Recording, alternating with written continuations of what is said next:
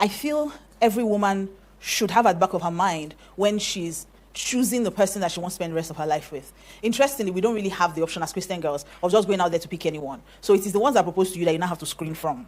So I want to make it easy for you to screen. So the first thing, he must be an intentional man.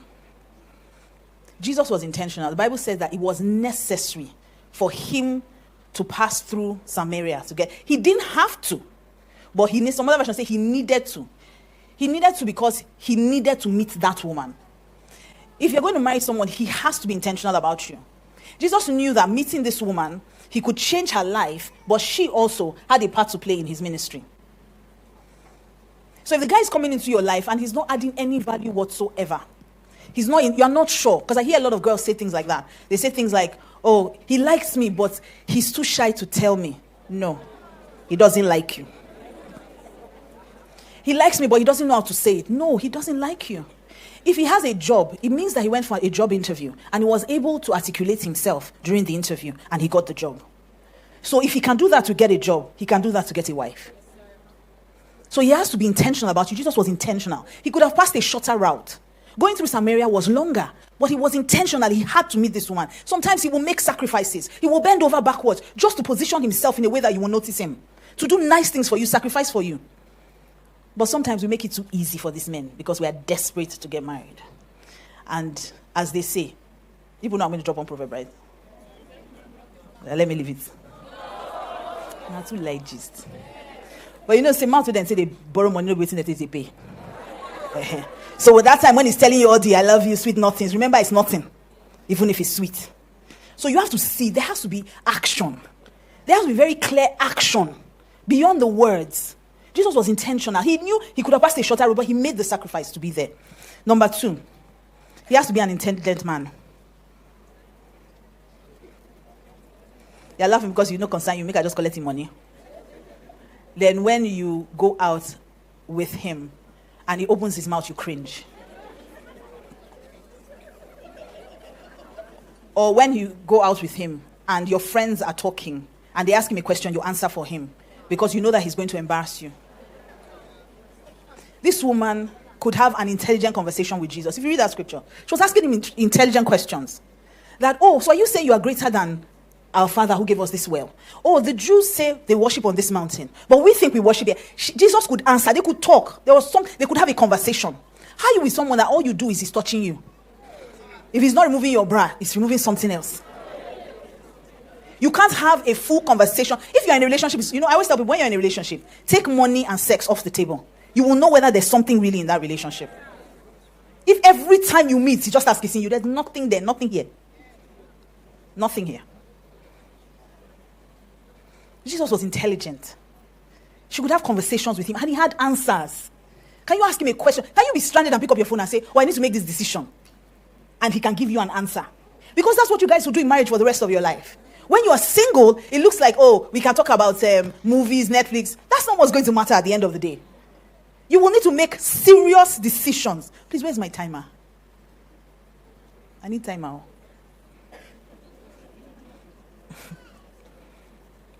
And Jesus was willing to have conversations with her. So number 1 is what? Number 2 is what? Number 3, he must be an interesting man.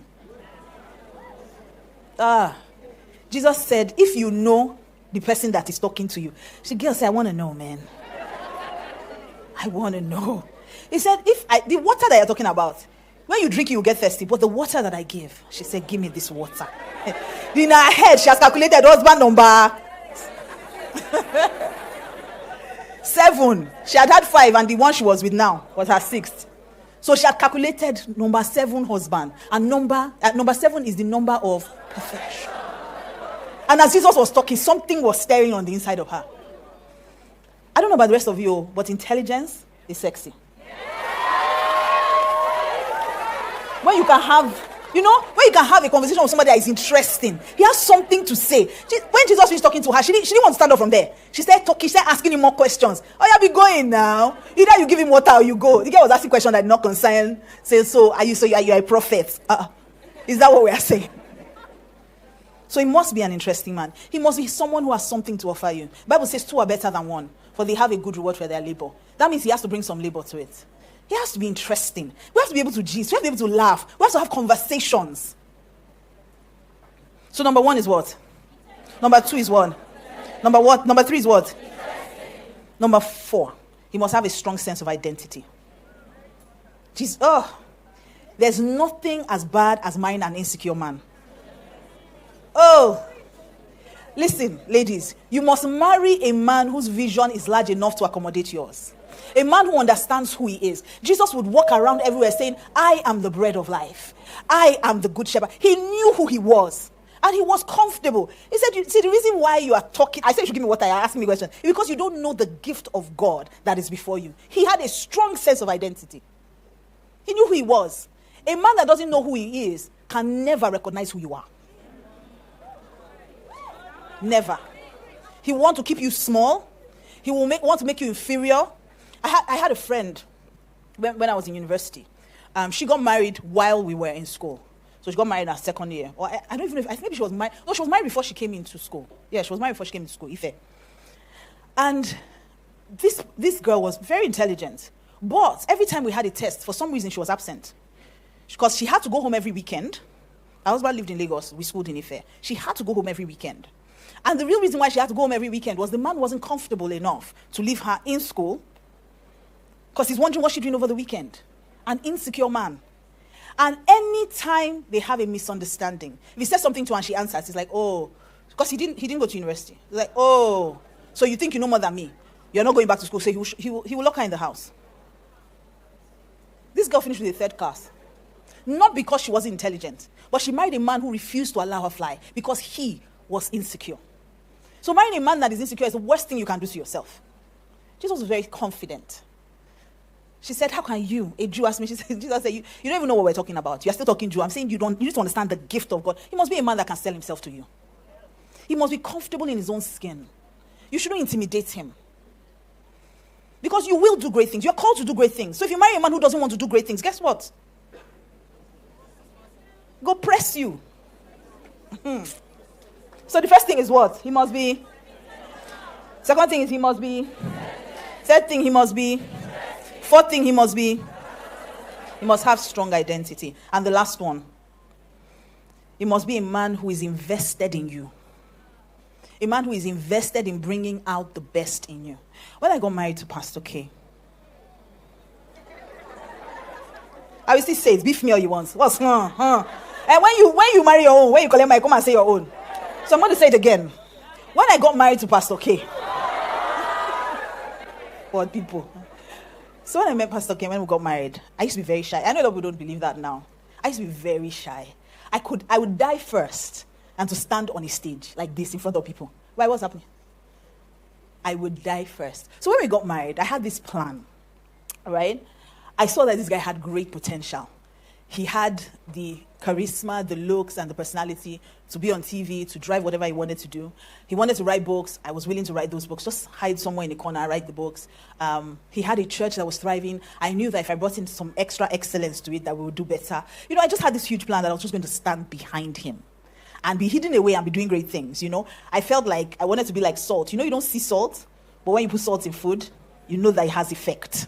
So I came on board to be salt in his life. But along the line, Pastor K kept saying to me, you're too powerful to stand behind me. I need you to stand beside me. I would say, oh, people like love too much. That's your problem. Pay attention to what I'm teaching you. But there was something about the fact that he saw potential in me. He knew that if he put the right amount of love, guidance, grooming, training, that I would be a better version of myself. So I remember the first time Pastor K got me to preach. We're sitting in church. And so he had preached, then it used to be 2 services or 3 services, I can't remember, I think it was 3 services. And Pastor K had preached first service. And then he turns over, you know, just the way he's sitting beside Hassan, he turns over to his side and says, you're preaching second service. I'm like, oh, what's that one? What's preaching second service? What's that now? Stop. He said, no, I'm serious. I say, stop, jokes. What preaching was? What do I want to go and say? He said, say what I said in first service. I said, no, I cannot say what you said in first service. I have to hear God. I have to study. I have to say, okay. you better study quickly because second service, you're second service. I was like, no, this is not happening. It's not possible. I thought he was joking. I was like, it's not possible, Joe. Pascal is playing. He's always playing. Everybody knows Pascal plays. There's no way. So after first service, Pascal was just sitting outside. So they came to tell me that it's time for second service for the person preaching God. I'm like, yes, now Pascal is outside. Go and tell him.